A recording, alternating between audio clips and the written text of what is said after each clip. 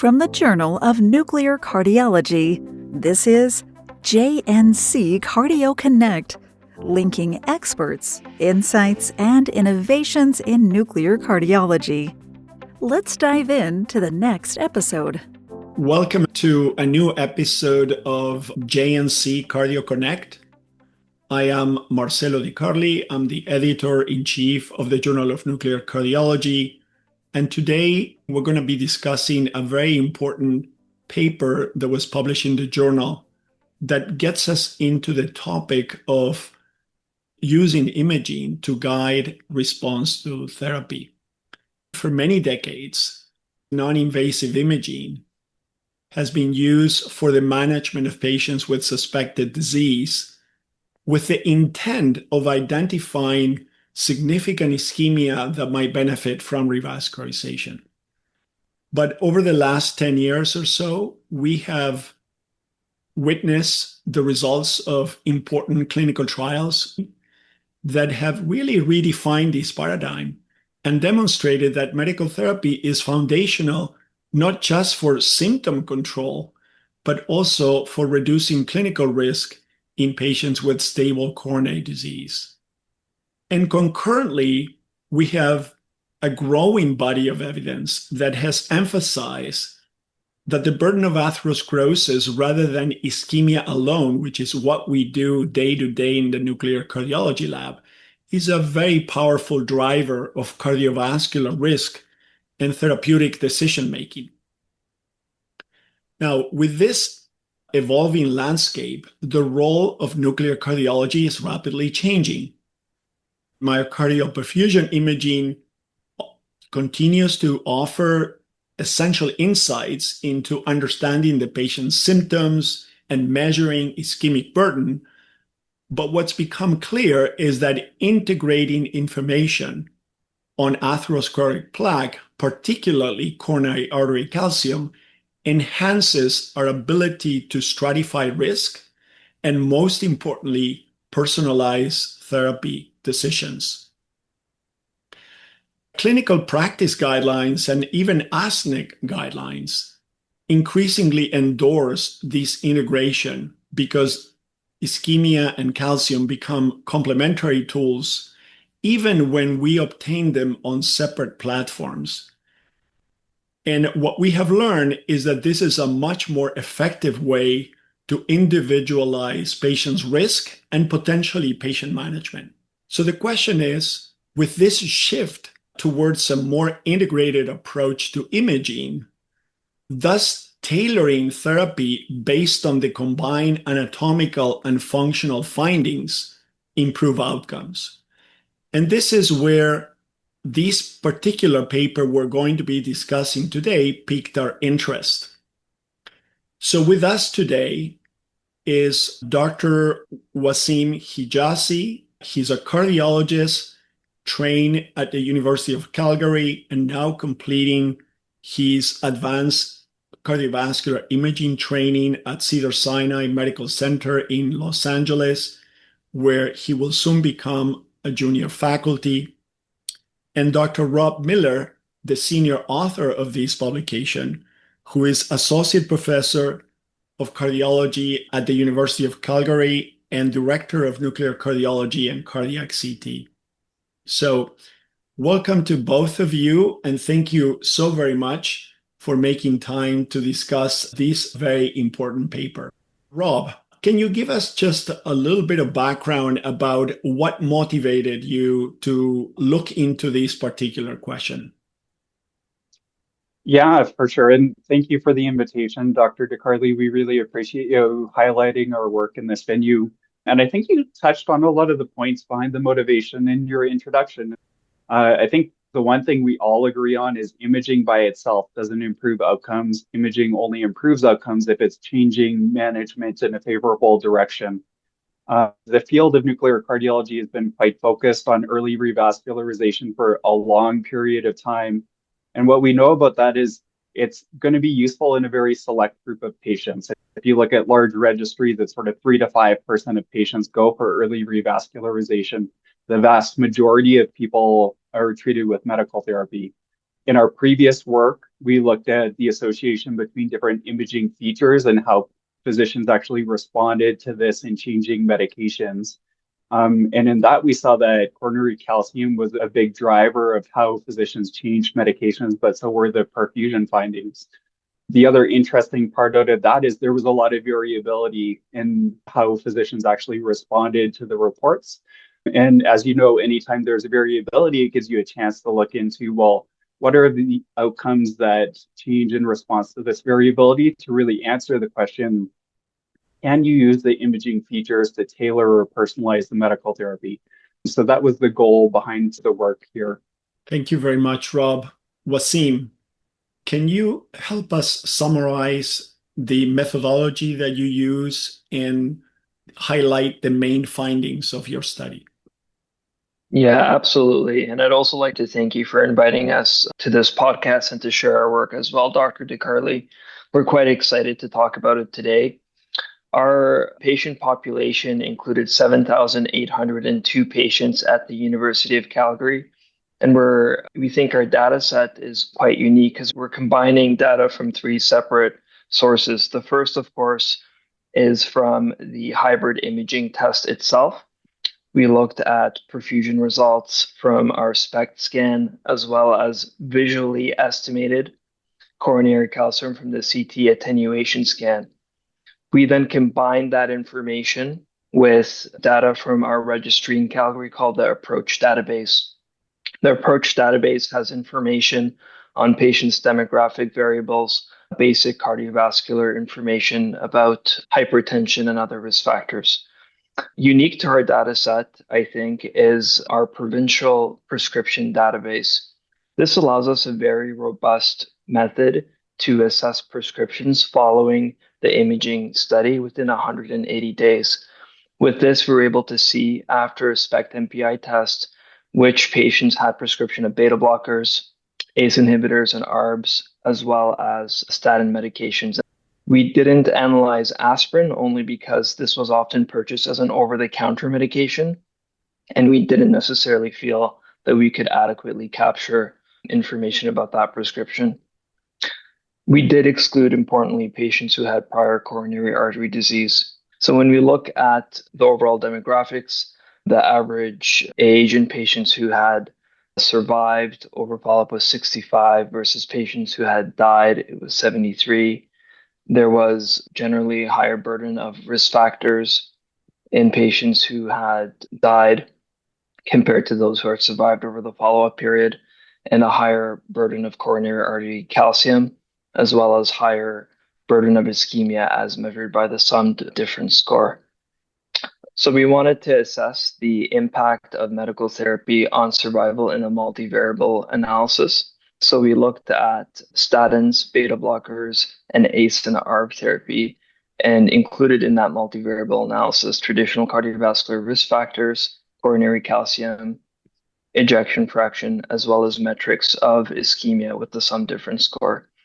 We showed that statin therapy was independently associated with improved survival with a hazard ratio of 0.85. We also showed that ACE and ARB therapy was associated with improved survival, even more so with a hazard ratio of 0.66. In keeping with more contemporary analysis on beta blocker therapy in stable CID, we did show that beta blockers were not by themselves associated with improved survival with a hazard ratio of 0.95 that was not statistically significant. However, one strength of our analysis is that we had hybrid imaging patients. So we wanted to tease out, were these effects being driven by perhaps measures of atherosclerosis with coronary calcium, or were they driven by patients' ischemic burdens or other metrics such as ejection fraction?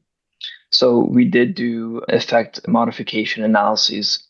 We looked at those same medication classes, statins, beta blockers, and ACE and ARB therapies, and we reassessed their impact on survival in different groups. We demonstrated strikingly that for patients who have extensive coronary calcium or even any coronary calcium, those patients had survival benefit with statins, whereas those who did not have coronary artery calcium did not have benefit. which is consistent with available data about the huge impact of coronary artery calcium as a prognostic marker. For patients with beta blocker therapy, there was not an influence of coronary calcium or ejection fraction or ischemia on the impact, but when we did do a separate sensitivity analysis, we showed that patients with higher sum difference score with beta blocker therapy did potentially have more benefit. This was an exploratory analysis. And finally, with ACE and ARB therapy, interestingly, we did see that those who had extensive coronary artery calcium had more benefit from ACE and ARB therapy, likely consistent with the higher global cardiovascular risk in that patient population. Fantastic summary, Wasim. Thank you so much. So, Rob, I'm thinking, what does this all mean for us, right? When we go in the lab, our job is to make sure that image quality is great, that we make accurate representations of the quantitative extent of calcium, etc., in the report. But is that going to be enough for us to provide that quantitative information? Or do you think that we're going to take a more active role as cardiology consultants with expertise in imaging and providing some more directed guidance to clinicians about what may be missing in the patient's medical therapy that could be of benefit?